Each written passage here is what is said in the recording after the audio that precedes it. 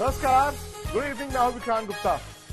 आज तो ये दोनों टीमें हैं जी आमने सामने। एक तरफ चेन्नई सुपर किंग्स, किसी जमाने में हैवीवेट, एक तरफ है पंजाब जो कभी जीता नहीं। इस साल उन्होंने शुरुआत बड़ी अच्छी की है। चेन्नई की शुरुआत अच्छी नहीं थी, लेकिन ये टीम भी ऐसी है जो आहिस्ता आहिस्ता वार्म अप होती है। ये टीम ऐसी है जो धोनी पर डिपेंडेंट है। ये टीम ऐसी है जो चाहेगी कि उनके खिलाड़ी वैसी क्रिकेट खेले जो शायद पंजाब की टीम खेलती है, यानी कि फेयरलेस क्रिकेट। आज शाम 7:30 बजे पंजाब और चेन्नई आमने सामने हैं।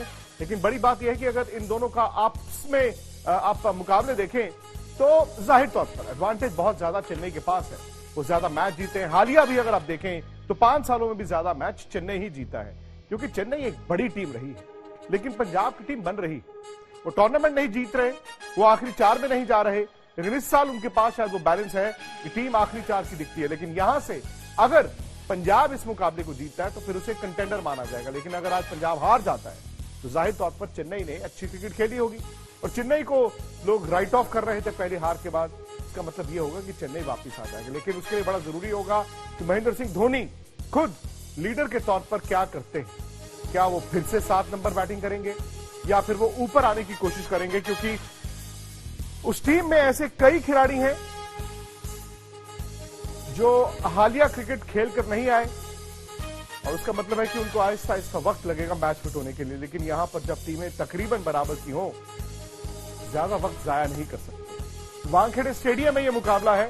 हालांकि हाई स्कोरिंग वेन्यू है, लेकिन कल रात को आपने देखा कि दिल्ली ने सिर्फ 147 बनाए, लगभग उसी में उन्होंने डिफेंड भी कर दिया था। लेकिन अंत में राजस्थान मैच जीत गई। अब सवाल यह है कि चेन्नई अपनी 11 में क्या बदलाव कर सकता है। महेंद्र सिंह धोनी कहां पर बैटिंग करेंगे। क्या सुरेश रैना की वो फॉर्म बरकरार रहेगी। मदन जी रहेंगे हमेशा की तरह मेरे साथ, लेकिन सबसे पहले आपको दिखा देते हैं पंजाब के खेमे से मोहम्मद शमी का ये एक्सक्लूसिव इंटरव्यू।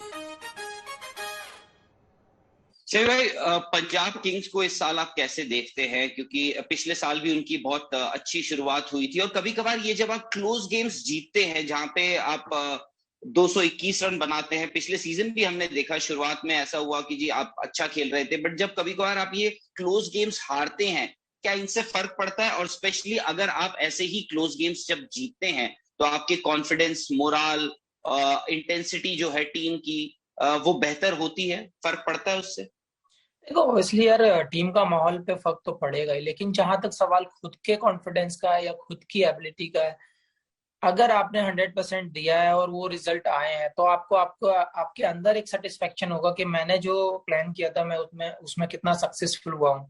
डजेंट मैटर किसने क्या किया है, लेकिन आपको अपना जवाब अंदर से मिल जाता है। लेकिन हमेशा जब आप क्लोज गेम हारते हैं तो आपको एंड ऑफ द टूर्नामेंट आपको रिजल्ट देखने को मिलते हैं, जैसे लास्ट ईयर हमारे साथ हुआ, लूज वाला सिचुएशन आ गया था। लेकिन सेम टाइप ऑफ सिचुएशन में हम लास्ट में मतलब इस सीजन भी पहले मैच में जैसे लास्ट ईयर आया था वैसे ही सेम सिचुएशन आ गया था हमारा भी।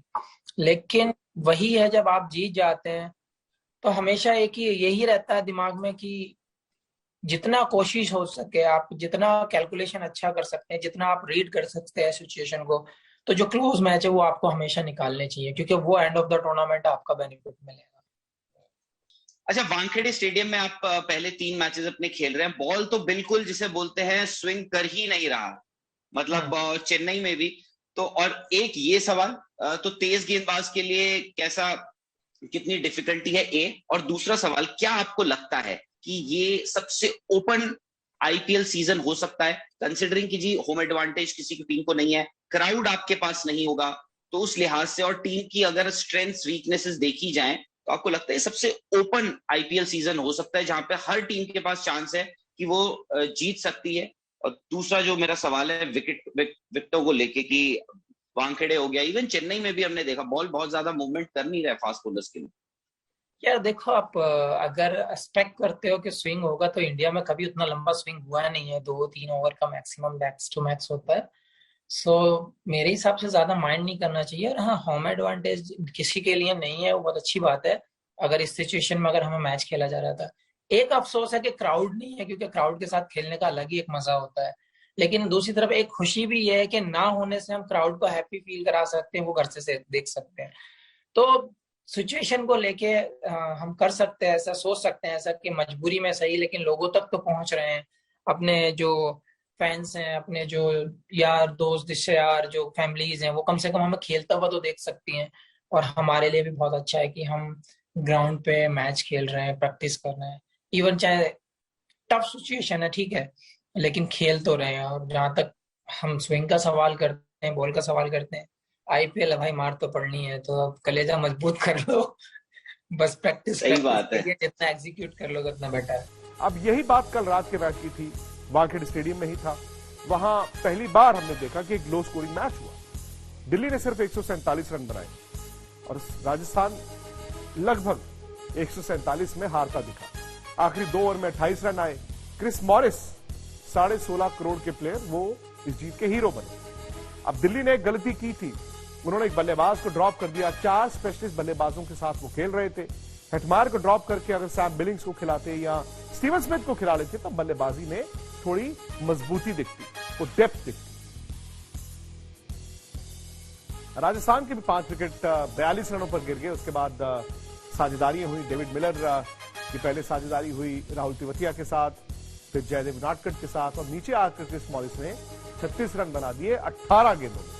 4 जबरदस्त छक्के उन्होंने मारे। और मैच के बाद यह सवाल भी किया गया कि भाई पंजाब के खिलाफ संजू सैमसन ने वो जो 5वीं गेंद पर सिंगल छोड़ दिया था, आपको देखकर क्या वो आज दोबारा ऐसा करेंगे?